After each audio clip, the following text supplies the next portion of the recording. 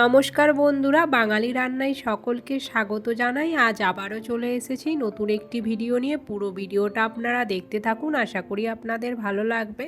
তো আজ আমি বানাবো মেথি পরোটা। তো দেখতেই পাচ্ছেন এখানে আমি নিয়ে নিয়েছি মেথি শাক। তো এই মেথি শাকগুলো আমি বাজার থেকে কিনে এনেছিলাম। তো ভাবলাম এই মেথি শাক দিয়ে আজ পরোটা বানাই। তো মেথি শাকগুলোকে প্রথমে বেছে নিতে হবে। শুধু মেথি শাকের এই শাকগুলো নিয়ে নেব বেছে। আর এই মেথি পরোটা খেতে কিন্তু দারুণ লাগে।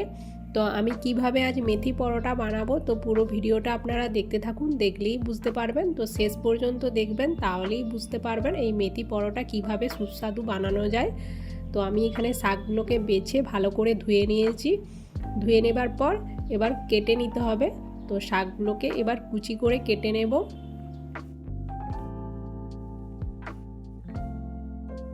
শাকটা কেটে নেবার পর এবার পরোটা বানানোর জন্য এখানে আমি আটাটা মেখে নেব। তো আমি 3 বাটি মতো আটা নিলাম,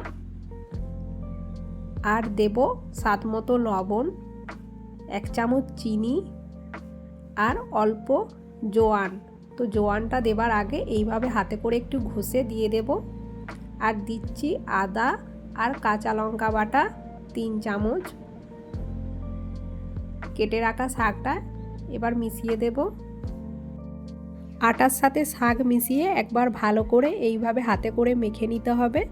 তো একবার এইভাবে মেখে নেবার পর জল দিয়ে অল্প অল্প জল দেব আর মাখবো। খুব বেশি জল দিয়ে দেব না, প্রথমে শাক আছে, জল বেরোবে শাকের থেকে, তাই অল্প অল্প জল দিয়ে আমি মাখতে থাকবো।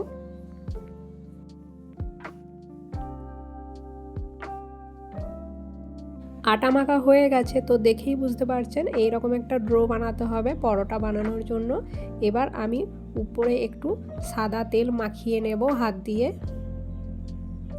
সাদা তেল মাখিয়ে এটা 10 মিনিটের মতো একটু রেস্টে রেখে দেব। তো এইভাবে 10 মিনিট রাখার পর দেখুন এবার আমি পরোটার লেচিগুলো কেটে নেব।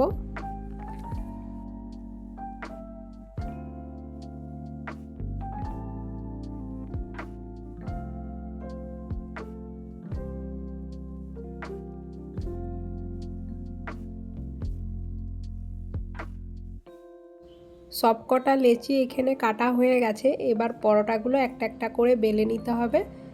তো অল্প আটা দিয়ে আমি বেলবো।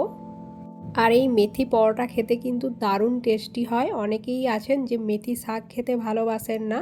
তো মেথি শাক খেতে ভালো না বাসলে এইভাবে একবার মেথি পরোটা বানিয়ে দেখবেন, খুবই সুস্বাদু হয় এই মেথি পরোটা। আজ আমি পরোটাগুলো এইভাবে গোল করে বেলবো, আপনারা চাইলে তিকোনা করেও বেলতে পারেন। তো আমার এখানে পরোটা বেলা হয়ে গেছে, এবার ভেজে নিতে হবে। তো এখানে তাওয়া আমি বসিয়ে দিলাম গরম করতে। তো এই পরোটাগুলো আমি দুটো দুটো করে করে নেব। আর এই মেথি পরোটা কিন্তু খুব বেশিক্ষণ সময় ধরে সেঁকা চলবে না। একটু বেশি সেঁকা হয়ে গেলে তাহলে দেখবেন একটু কড়া কড়া হয়ে যেতে পারে, তখন কিন্তু ভালো লাগবে না। তো হালকা করে 2 সাইড সেঁকা হয়ে গেছে। এবার পরোটার গায়ে খুব ভালো করে তেল বুলিয়ে নেব।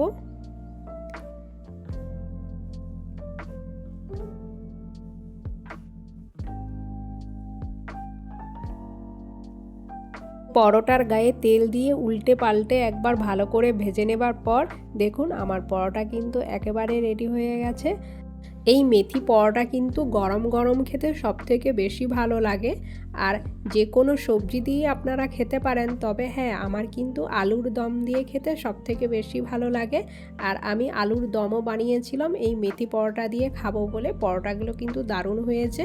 মেথি শাক দিয়ে এইভাবে একবার পরোটা বানিয়ে দেখবেন, সকলেই পছন্দ করবে। আর বন্ধুরা, আজকের এই ভিডিওটি যদি ভালো লেগে থাকে তাহলে আমার এই চ্যানেলটিকে সাবস্ক্রাইব করে দেবেন, প্লিজ একটা লাইক করে যাবেন। আবারও দেখা হবে পরবর্তী কোনো এক নতুন ভিডিওতে। সবাই ভালো থাকবেন।